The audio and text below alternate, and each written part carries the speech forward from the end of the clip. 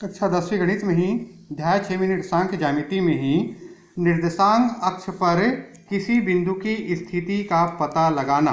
अगला देखते हैं, निर्देशांक अक्ष पर बिंदु की स्थिति का पता लगाना। हमारे पास एक निर्देशांक अक्ष है x, x डैश, y और y डैश।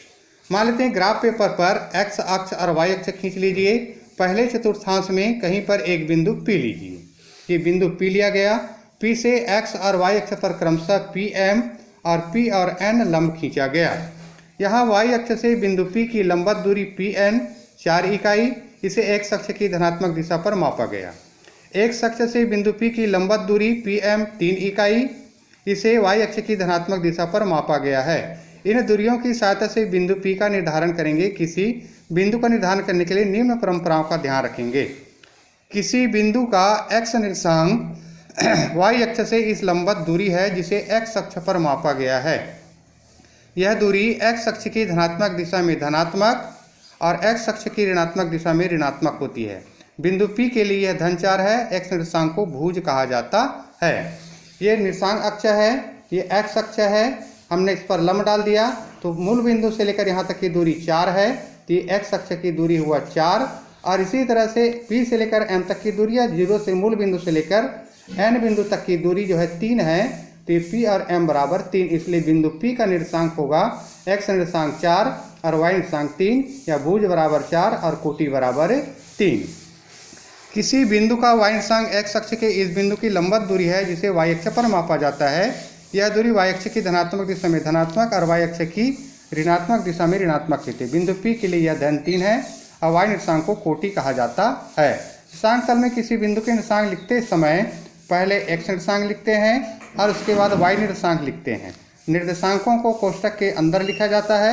अतः बिंदु P के निर्देशांक होंगे 4 और 3, भुज बराबर 4, कोटि बराबर 3, या x अक्ष बराबर 4 और धनात्मक y अक्ष बराबर 3। इसी कड़ी में आपका आगे आता है, जैसे मैंने बताया था कि निर्देशांक अक्ष पर बिंदु का निर्धारण मैंने कर दिया यहाँ पर 3 और 4 का निर्धारण। ये प्रथम चतुर्थांश दोनों धनात्मक, भुज बराबर 3, कोटि बराबर 4। जैसे द्वितीय चतुर्थांश है, हमारे पास है एक बिंदु A जिसका निर्देशांक ऋण 4 और 2 है। ऋण 4 मतलब भुज का मान ऋणात्मक अक्ष पर और कोटि का मान धनात्मक y अक्ष पर। तो मूल बिंदु से दूरी मापी जाती है, तो ऋण 4 है तो x अक्ष पर ये ऋण 4 और y अक्ष पर ये 2। ये दोनों सरल रेखाओं को यदि मिलाया जाए तो यहाँ पर बिंदु A आता है, भुज बराबर ऋण 4, कोटि बराबर 2, तो बिंदु A का निर्देशांक होगा ऋण 4 और 2। इसी तरह से बिंदु B का निर्देशांक मानते हैं ऋण 5 और 5 है। ऋण 5 मतलब भुज का मान ऋण 5 ऋणात्मक x अक्ष पर ऋण 5 और कोटि का मान 5 है धनात्मक y अक्ष पर ऋणात्मक y अक्ष पर ऋण 5। ये दोनों ऋण 5 5 हैं, ऋण 5 और ऋण 5। तो मूल बिंदु से ये ऋण 5 x अक्ष पर और मूल बिंदु से ऋण 5 y अक्ष पर ये तृतीय चतुर्थांश होगा। दोनों का मान ऋणात्मक, भुज बराबर ऋण 5 और कोटि बराबर भी कितना हो जाएगा, ऋण 5। इसी तरह से चतुर्थ चतुर्थांश मान लेते हैं कोई बिंदु C है जिसका निर्देशांक 2 और ऋण 4 है। 2 का मतलब धनात्मक x अक्ष पर भुज का मान 2 और कोटि y अक्ष पर मान है ऋण 4। तो x अक्ष पर 2 और y अक्ष पर ऋण 4, यहाँ पर दोनों प्रतिच्छेद करेगा, मिलेगा, वो बिंदु C का निर्देशांक होगा। ये चतुर्थ चतुर्थांश कहलाता है। इसी कड़ी में आगे बढ़ते जाते हैं। इसका आता है प्रश्नावली 1, चतुर्थांश पहचानना। नीचे कुछ बिंदुओं के निर्देशांक दिए गए हैं, उन्हें निर्देशांक समतल पर प्रदर्शित कर बताइए कि बिंदु किस चतुर्थांश में हैं। 3 और 4, भुज का मान धनात्मक, कोटि का मान धनात्मक, दोनों धनात्मक है, तो ये प्रथम चतुर्थांश। दूसरा ऋण 5 और 6, पहला x का मान या भुज का मान ऋणात्मक अक्ष पर है, कोटि का मान धनात्मक अक्ष पर है, तो ये द्वितीय चतुर्थांश पर होगा। दोनों बिंदु यदि ऋणात्मक है, ऋण 2 और ऋण 1, तो ये तृतीय चतुर्थांश पर। पहला धनात्मक दूसरा ऋणात्मक, तो ये होगा आपका 2.5 और ऋण 7 चतुर्थ चतुर्थांश पर। निम्नलिखित बिंदुओं के निर्देशांक के आधार पर बताइए कि बिंदु किस अक्ष पर है। पहला 0 और 5 है, पहला है 0 और 5। x अक्ष का मान 0 और y अक्ष का मान 5, क्योंकि y अक्ष पर स्थित बिंदु का x निर्देशांक 0 और x अक्ष पर स्थित बिंदु का y निर्देशांक 0 होता है। x निर्देशांक 0 और y निर्देशांक 5 मतलब ये धनात्मक y अक्ष पर स्थित है।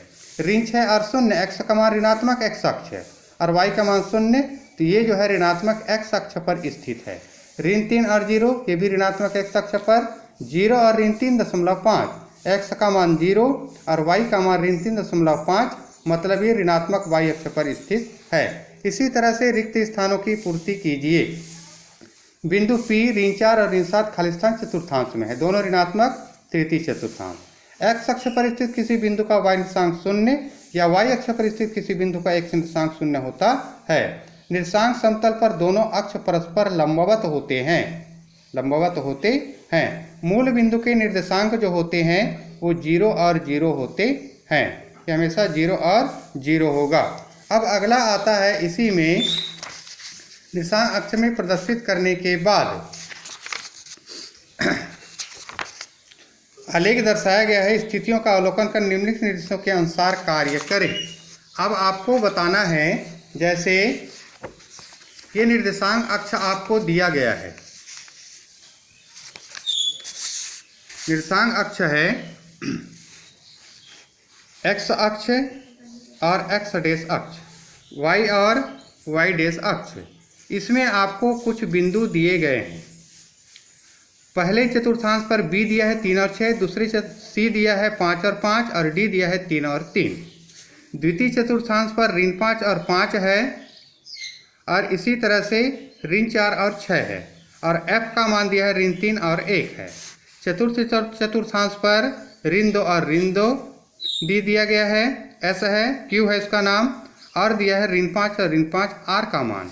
चतुर्थ चतुर्थांश पर आपको दिया है बिंदु p 3 और ऋण 2, बिंदु n 1 और ऋण 1 और s 5 और ऋण 5। इसमें आपको बताना है पहला नंबर कि ऐसे बिंदुओं को लिखिए जिसके x निर्देशांक समान है, अर्थात भुज समान है। तो चित्र में हम अवलोकन करते हैं कि c और s बराबर है 5, d और b और p बराबर है 3, r और g बराबर है ऋण 5। इसका x निर्देशांक सबका बराबर है। इसी तरह से y निर्देशांक कोटि e बराबर b बराबर 6, y का मान 6, r बराबर s बराबर ऋण 5 या f बराबर h बराबर 1, इसके कोटि बराबर है। x और y निर्देशांक जिसके समान हैं, c 5 और 5, d 3 और 3, q ऋण 2 और ऋण 2, r ऋण 5 और ऋण 5, ये आपको दर्शाना था प्रश्न क्रमांक 4 में।